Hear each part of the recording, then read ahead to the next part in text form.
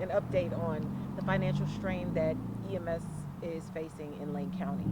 Yeah, EMS in Lane County has been facing a financial challenge for well over a decade, almost 2 decades now, since changes at the federal level adjusted how we receive reimbursements for ambulance transports.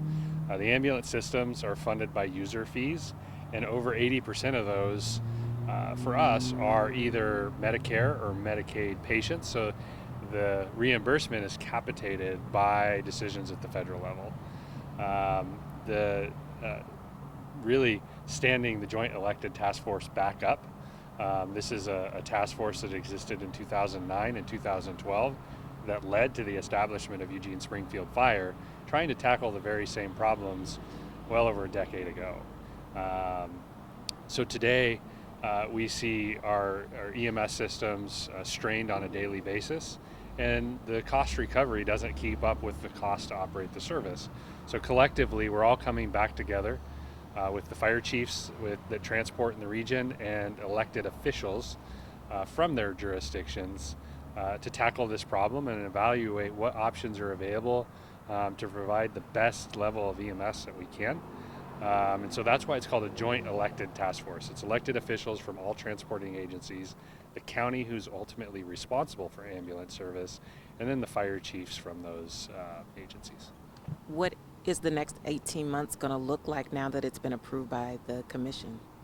We're getting to work right away. We start this Friday with a kickoff between us and the county on what do we need to scope out. The very first sections of this will be gathering everybody's data, crunching it, understanding what's the service demand, how are we meeting it, where are the challenges, what does cost recovery, cost to deliver service look like, and then we'll start to sort through the various options that exist. It's timely. As the City of Eugene adopted its third supplemental budget for this biennium and adopted the next biennial budget, the ambulance transport fund needed $1.3 million in supplemental funding to close out this budget to cover our costs.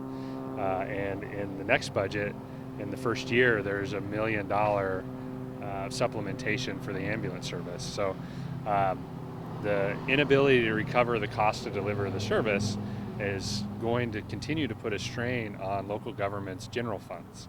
And for us here locally in particular, Eugene and Springfield each have their own ambulance transport system, treated like an enterprise fund, yet we provide service to the overwhelming majority of the county's residents. And when we have to rely on the general fund to supplement that, the only people who are supplementing that are the people that live in the cities of Eugene and Springfield.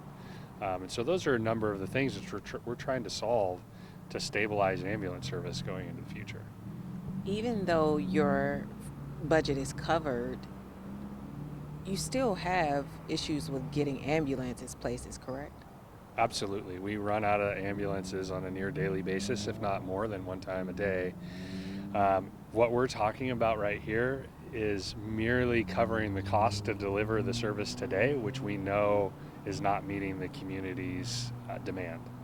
And so not only do we have to close this gap, we have to find a way to invest and find the resources to provide an adequate number of ambulances for the demand. And with all of that going on, there's this cloud of what the federal government may or may not do.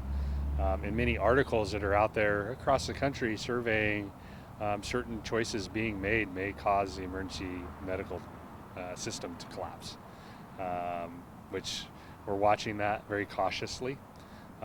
We rely on not only those reimbursement measures, but there's some alternative reimbursements called ground emergency medical transport, which covers some of the gap between what it costs to deliver the ambulance and what Medicaid reimburses.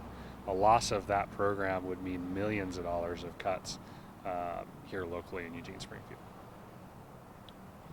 Anything else you'd like to say about this?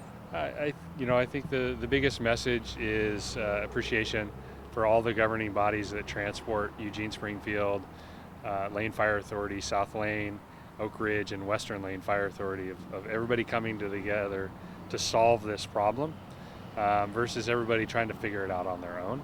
So we anticipate a lot of good work, a lot of new information that will float in but with a long-term goal of having a sustainable EMS system well into the future by tackling this problem together.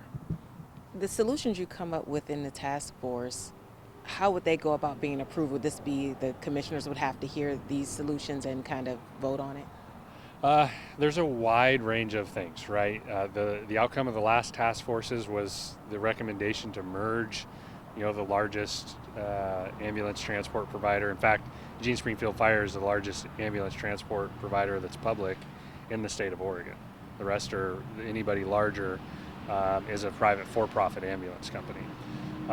So merging that, they thought the long-term solution would solve many of these financial challenges. We know they didn't, because we're still two separate budgets, two separate ambulance systems. So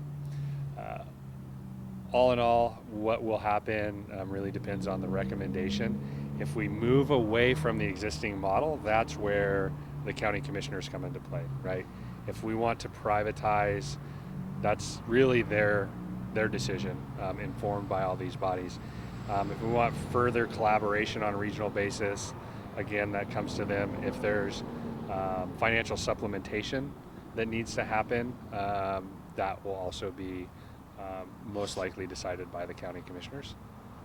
Last question. Is it a hope that potentially ESF could become a fire district? There's some efforts out there. The Eugene Springfield Fire governance is still on the table. What the future for a more unified ESF looks like. We hope to have an answer in this little over 3-year long governance review process that we're in right now. So could this discussion have some connection to the governance, to the ambulance long-term stability? Yes, we just don't know what that is yet.